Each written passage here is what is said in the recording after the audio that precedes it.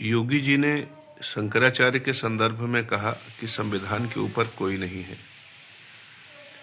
लेकिन आप अपने आंखों से देखिए, ऐसी बहुत सी परिस्थितियां हैं जहां पर व्यक्ति संविधान के ऊपर है और संविधान उसका कुछ भी नहीं बिगाड़ पाता, उनका कुछ भी नहीं बिगाड़ पाता।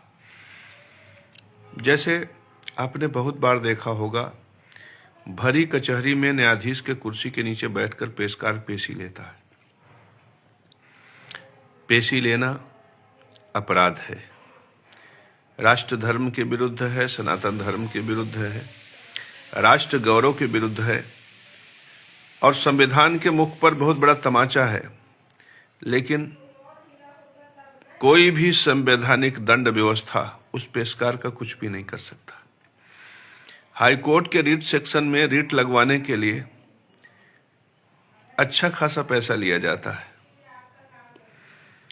और यह व्यवस्था सबने अपने आंखों से देखी है, मान्य है। लेकिन उन व्यक्तियों का जो ऐसा करते हैं, भारत देश का संविधान उन्हें किसी भी प्रकार से दंडित नहीं कर सकता।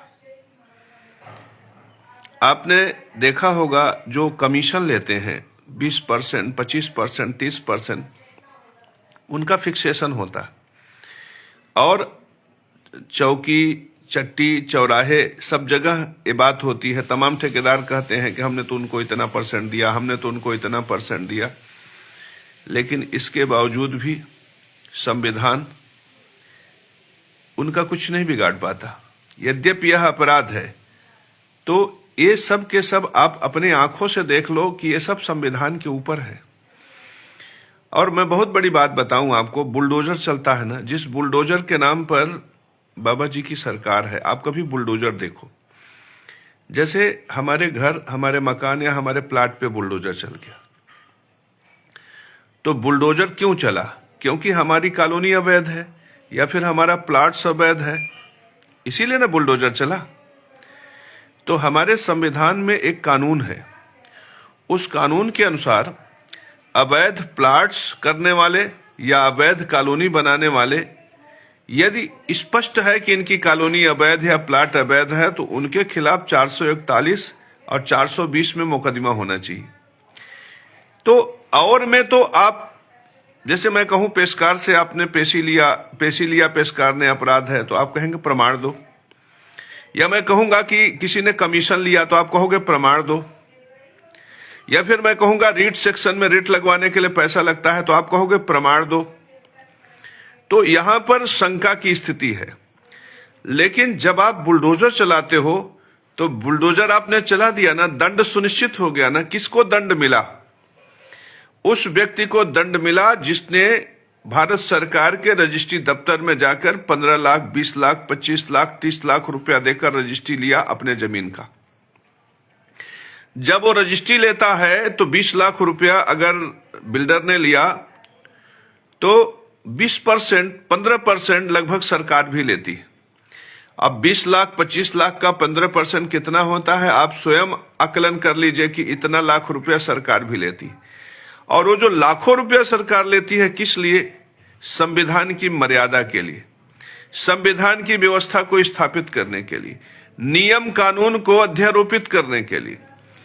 तो उसी सरकार, उसी योगी सरकार को ले लीजिए, चाहे भारत सरकार को ले लीजिए, उसी भारत सरकार से स्थापित ये व्यवस्था है कि कोई भी बिल्डर अगर अवैध प्लाट्स बेच रहा है, अवैध कॉलोनी बना के बेच रहा है, तो उसके खिलाफ 420 और 441 का मुकदमा करके उसको जेल भेजना चाहिए।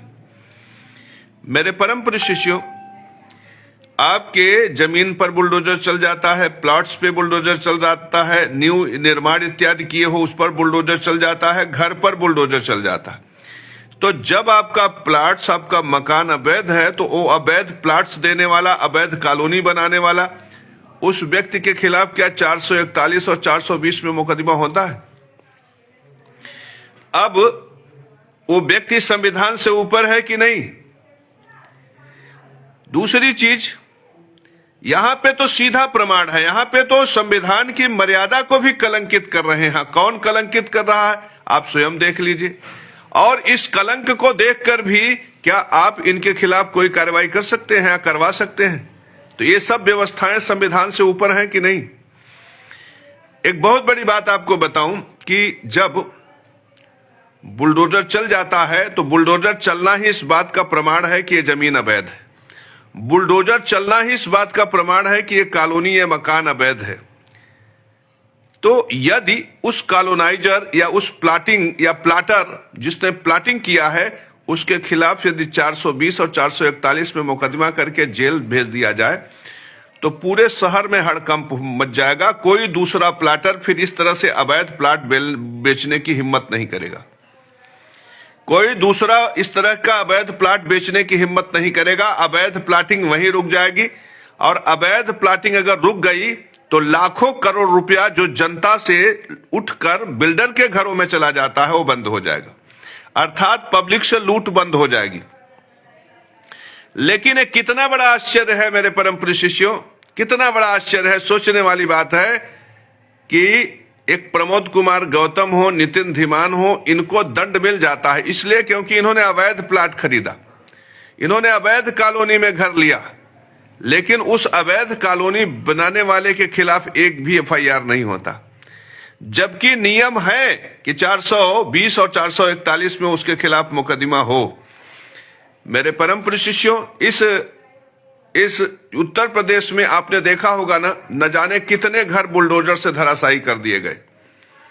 लेकिन जिन घरों को बुलडोजर से धराशायी किए गए उनसे पूछा गया होता कि क्या रजिस्ट्री है कि नहीं, और यदि रजिस्ट्री है तो जिस व्यक्ति ने रजिस्ट्री दी अवैध प्लाट की, अवैध मकान की, अवैध जमीन की, उसके खिलाफ 420, 441 में मुकदमा हुआ कि नहीं।